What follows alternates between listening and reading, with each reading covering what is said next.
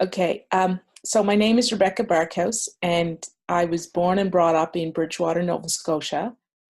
And basically, the first 19, 20 years of my life, I spent it in Bridgewater. And then I moved 32 times in the next 20 years. So my very stable upbringing certainly didn't depict for me what the rest of my life was going to be.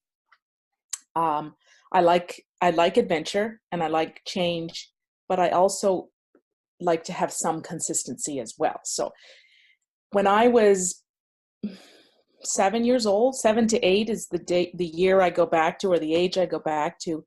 I saw an airplane flying, and I was outside with my sister on our lawn, and the thought went through my mind, I want to do that when I grow up. Now, at a 7-year-old, anything's possible, right? So I went through Parkview. I went through all the schooling there in Bridgewater.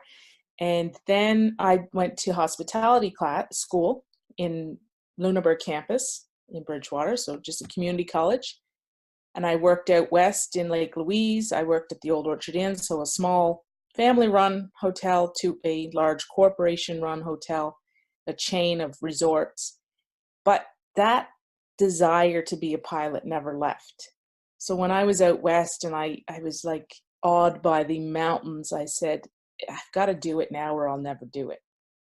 So again, being a person that I don't like having regrets, I started to work towards going to school. There was a family illness. My mom got sick in the middle there, and I came home and was with the family there while she was ill, and she did pass away.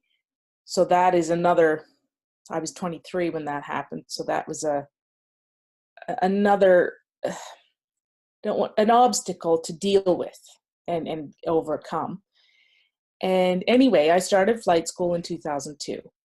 And being in high school, I found English class and languages and that kind of stuff very easy. So going into a course that you have to do math and physics and a lot of sciences, it was a challenge.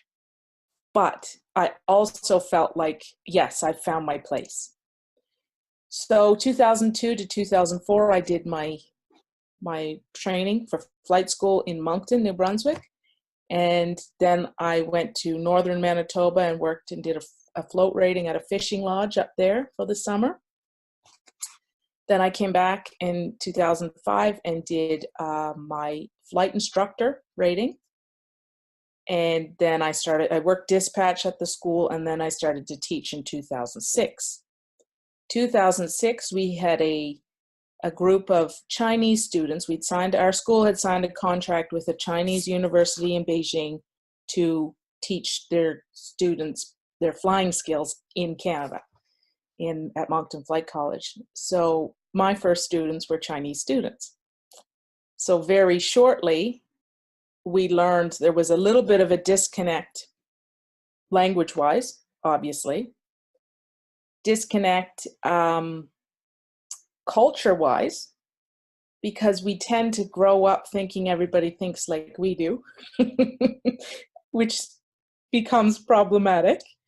And then there was also a little bit of a knowledge disconnect. Not that the students weren't taught to the best of the ability in China, but the expectation in Canada was different, right? So all of those little things were a bit of a disconnect. So I decided to move to Beijing, to China, to teach at the university these students came from.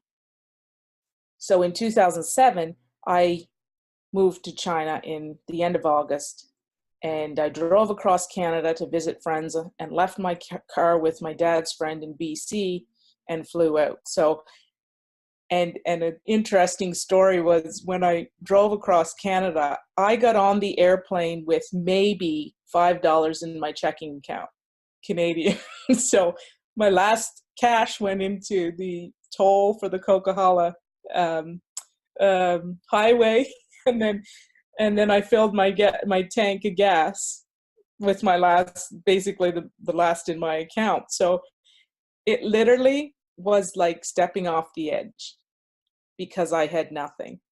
And my dad's friend, he had this lady that he knew that worked at the airport. So he said, you can stay with her because she's going in early to work at the airport and she'll take you in. And she said, and I'd never met her before, and she was sweet. She said, do you have money for if your luggage is overweight?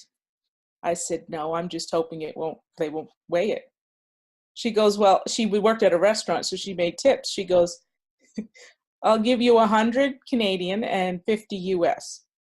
I said, well, thank you. I mean, I had nothing.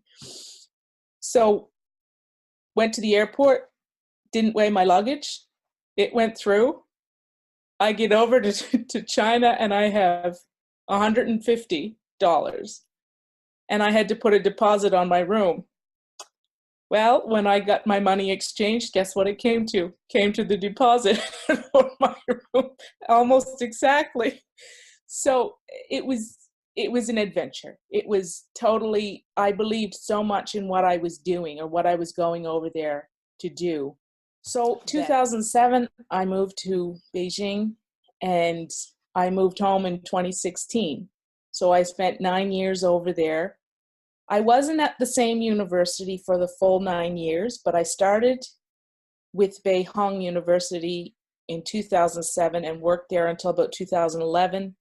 And then in 2014 to 2016, I worked. So there was about 3 years in the middle that I was working in different areas of the city and got to do different experiences. It was a long time to be away from family. So I came back in 2016 in December. And I spent Christmas with my dad and my sisters. And then I went back to the flight school for 6 months. And then I got a job flying medevac here in Halifax and flying with Life Flight, the fixed wing aircraft here. So that's what I've been doing for about the last year and a half, a little more than that. It was an amazing adventure. Amazing adventure. Understanding that I'm a guest in that country. I don't really have any right to tell them what they're doing is right or wrong when they've done it all their life. Everybody does it the same way.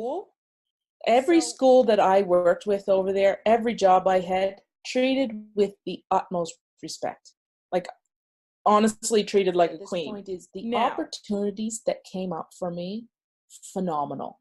Like, I got to sit on a government meeting, they called it the foreign experts panel, to decide questions for a government exam. See, every pilot in the world has to pass an English test every 3 years.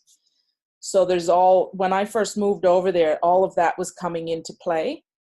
So again, the timing was perfect, not by my planning, by accident, but it was perfect to be able to get involved in that. So I worked with the Transport Canada equivalent of the government in China from 2008 until I left in 2016. So that was an amazing opportunity that, again, having the skills I had put me in a different environment. Those skills became very important and very sought after.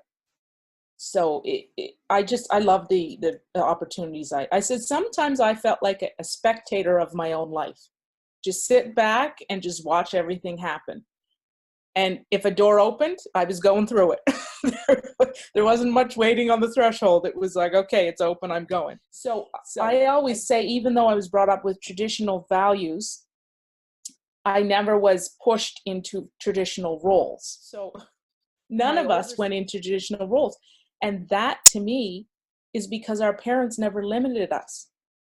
They guided us, they questioned us, but then didn't put barriers because of what other people would think or whatever.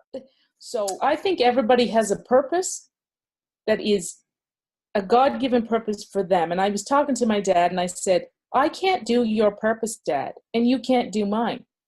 And if we recognize that, that takes out all competition, all comparing, all everything, because it's unique to me. The only one that can damage that is me, actually, by not doing it, really. I have the power to be more successful or part successful or not. And I used to tell the students, the only way you can't get better at English is don't try. Then you won't improve. So I hope I've inspired. I've probably taught close to 3,000 Chinese students. So I hope in there somewhere there's a handful of students, at least a handful that I've inspired to think outside the box.